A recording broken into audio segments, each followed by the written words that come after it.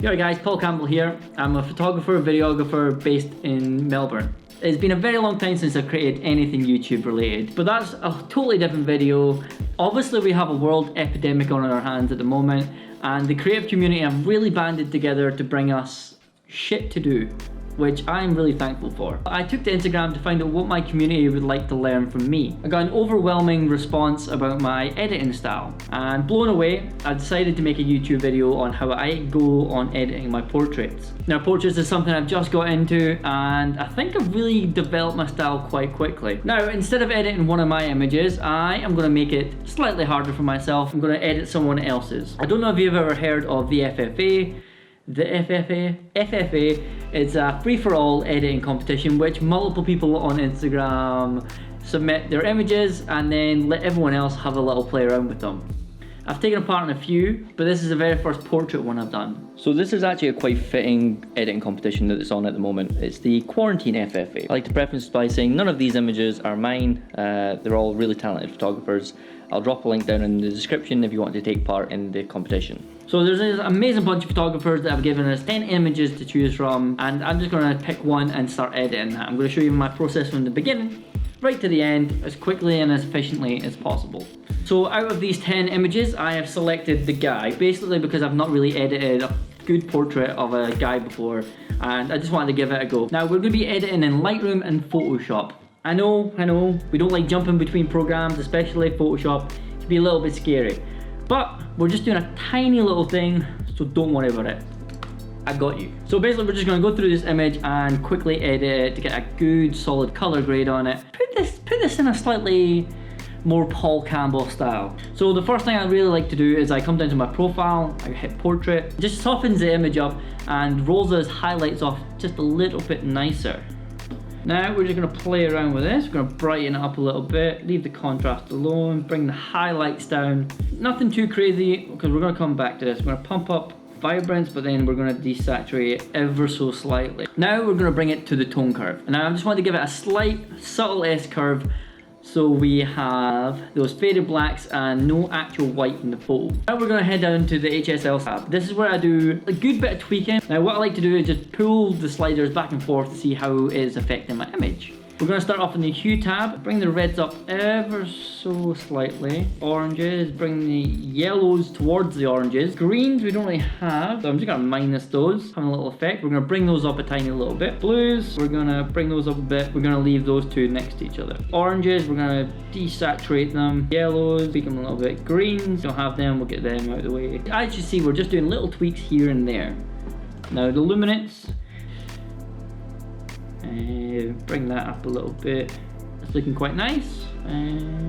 Now, split toning. Split toning, overdo it, you can underdo it. I always keep mine the same so my images have a sort of consistency to them. Now, I just dial these numbers in all the time, so it's roughly 40. We're gonna go 10, then we're gonna go 215, 10. What this is doing is bring some warmth to the highlights and some coolness to the shadows. Details, we're going to hold Alt, bring that all the way up so it's not sharpening everything. Lens corrections, I'm pretty sure there's shot on a Sony, that kind of de-warps our image. Now effects, I put a pretty heavy vignette on my portrait just to bring your eye to the center of the image and just make it a banger. Now the calibration is where we start to tweak those skin tones to exactly where we want them. Let's just bring those up slightly, make the image a little bit warmer, and we're just playing around. So when we're in the calibrations tab, what we like to do is I'm pushing my reds one way, I'll be bringing my blues and that the other way, and that kind of balances everything out. Now if we hit the backslash key, now we can see before and after what the image looks like. So now we have the image exactly where we want it. Now I just want to make a few more tweaks. Now we're going to head into Photoshop. It's going to be a little bit scary, but we got this. And all we're going to do is tweak the eye a tiny little bit to give it a little more texture and just really make it pop. The quickest way to get an image from Lightroom to Photoshop is just Control E. So we're just going to make this super quick. We're going to have maybe 1 or 2 layers max. So So what we're going to do is we're going to hit Control J, which is going to duplicate our layer. We are going to come in towards the eye. We're going to pop an adjustment layer of curves, bring those up ever so slightly. And then with our mask selected, what we're going to do is Control I, which is going to invert that and take the effect off. Now, have you ever worked with masks before? Basically, if it's black, you need a white brush to paint in, or vice versa. Sound. With the thing, I'm gonna have the opacity 100, flow around 18 or 20, and the smoothing around 18%. Get my brush nice and small. And what we're really doing here is adding just the tiniest bit of texture to the eyeball. That's all we're doing, nothing too crazy. So the best way to think about this is if we have a push bike wheel, the middle of it is going to be the pupil, and we're just going to brush in the spokes. That's all we're going to do. So with the white selected, we're just going to go around that. What you'll find with this is you might do it a little too much, but that's fine. We can always just take a little bit away. Obviously, it's looking a little bit demony at the moment, so what we're going to do, just drop the opacity ever so slightly. Now, what you can do in either Lightroom or Photoshop is just take out any blemishes, any sort of little thing that kind of annoy you and distract from the overall image. My rule is a 2-week rule. If it's not there in 2 weeks, you are out of here. Just little drops of hair throughout his entire. I'm just going to use the spot healing brush, and that was just J on the keyboard there. So now we're going to just jump back over to Lightroom and make a final few tweaks that really kind of makes this image unique. Cool, and this is kind of where I like to bring my aesthetic style to life. And if you looked at any of my portraits before, they kind of have this nice soft quality without taking away any sort of the detail that kind of really attracts you to the image. And I do this pretty simply, and I don't know if anyone else kind of does it this way. So I'm gonna make it my way.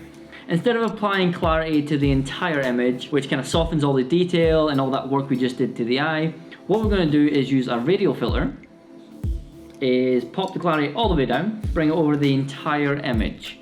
I know what you're thinking, Paul, what the hell are you doing? So what we're going to do is we're going to hit the brush tool whilst we've got our radial filter selected.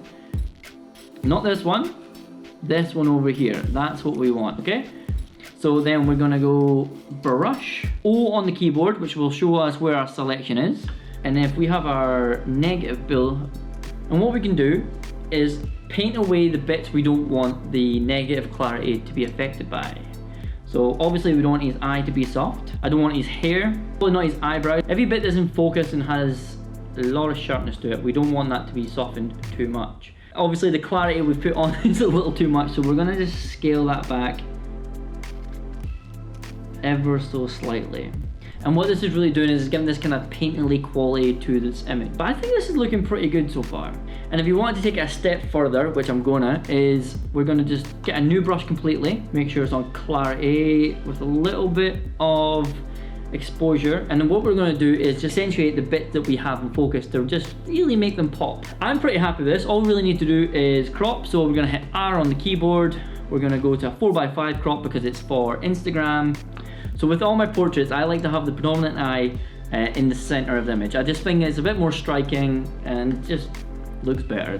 And that's our edit, guys. If we look at side by side, it's came a long way. We've not drastically changed it, but we've made it a bit more painterly. We've accentuated the features that's already highlighted within the photo, and we've just made it a little bit of a banger. That's all we've done.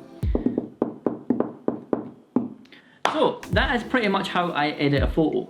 Now, I want to give you a little trick of the trade, and just to make sure your images are well edited. And this is something that I think everyone really does, is when you finish the image, you're really too close to it to see if it's any good or not. So what I really like to do is when I edit a photo, I'll probably sit on it for a couple of days, minimum couple hours, then I'll go back to it. And then if I really still like the edit, I'll post it. And if not, I can probably see where the image needs tweaking. And if you're just starting out editing, I really recommend doing this. I really hope that I've taught you something and showed you that Photoshop isn't that scary. I know it's a little bit of an in-depth tutorial, but I think we covered it all pretty quickly and efficiently. So if you've enjoyed it, please like, subscribe, do all those beautiful YouTube things. I've really enjoyed this and I'm so glad that I'm back into YouTube. But until next time, guys,